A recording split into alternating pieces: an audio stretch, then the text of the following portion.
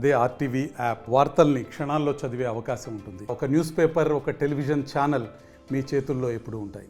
ఆడవాళ్ళు రాష్ట్రం మొత్తం మీద ఎక్కడికైనా సరే ఫ్రీగా బస్ టికెట్ లేకుండా తిరగడం కోసం కూటమి ప్రభుత్వం ఏర్పాటు చేసి నిన్నే బస్సు ఓపెన్ చేశారు నారా చంద్రబాబు నాయుడు గారు, పవన్ కళ్యాణ్ గారు, నరేంద్ర మోడీ గారు, లోకేష్ గారు, అందరు కూటమి ప్రభుత్వం తరఫున. అయితే దానికి కృతజ్ఞతగా మేము ఇక్కడ కసింకోట మండల హెడ్ క్వార్టర్లో పాలాభిషేకం చేద్దాం కృతజ్ఞతగా అని చెప్పేసి ఈ కార్యక్రమం చేపట్టడం జరిగింది.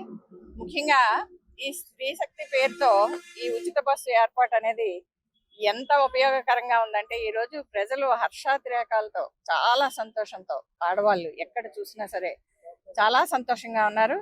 దేనికోసం అంటే తెల్లవారులేసి ఒక మహిళ మన కసింకోట వరకు చూసుకుంటే తెల్లవారులేసి ఒక మహిళ అనకాపల్లి వెళ్ళి కాయగూరలు తెచ్చుకోవాలి అంటే ఇటు అటు కలిపి ఒక 50 రూపాయలైనా సరే ఛార్జెస్ అవుతుండేవి. అలా నెల మొత్తం మీద లెక్కేసుకుంటే ఒక 1500 నుంచి 2000 రూపాయల వరకు ఖర్చు ఉండేది. అలాంటిది ఈ రోజు ఈ ఉచిత బస్సు కారణంగా తెల్లవారు బస్సులో వెళ్ళొచ్చు, అన్ని చేసుకుని మళ్ళీ అటు నుంచి ఇటు బస్సులో ఫ్రీగా రావచ్చు.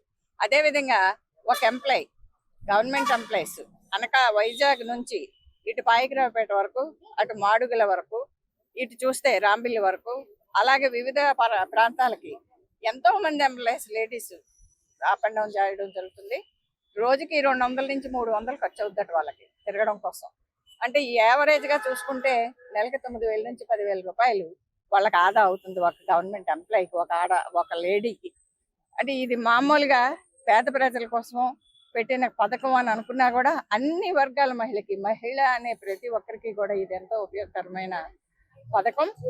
ఇందులో ఈ సూపర్ 6 పథకంలో సూపర్ 6 ఈవేళ సూపర్ సక్సెస్. ఎవరో కూడా మాట్లాడడానికి కానీ దీని మీద విమర్శించడానికి కానీ ఎవరికి అర్హత లేదు. నిన్న అంబటి రాంబాబు గారు ప్రెస్ మీట్ పెట్టారు. ప్రెస్ మీట్ పెట్టి 6 బస్సులకు మాత్రమే ఈ వెసులుబాటు కల్పించారు.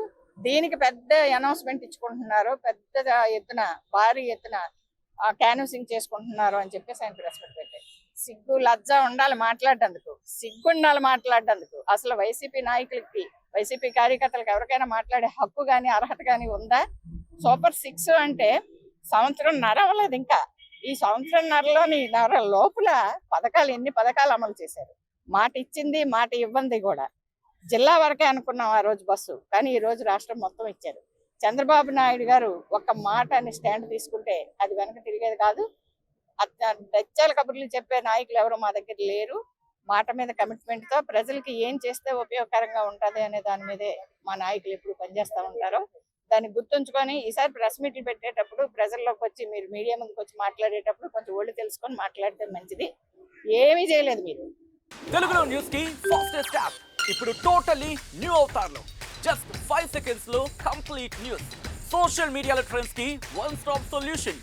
Live TV app voice search option తో ఇప్పుడే డౌన్లోడ్ చేయండి లేదా అప్డేట్ అయిపోండి. యాప్ లింక్ డిస్క్రిప్షన్ లో ఉంది.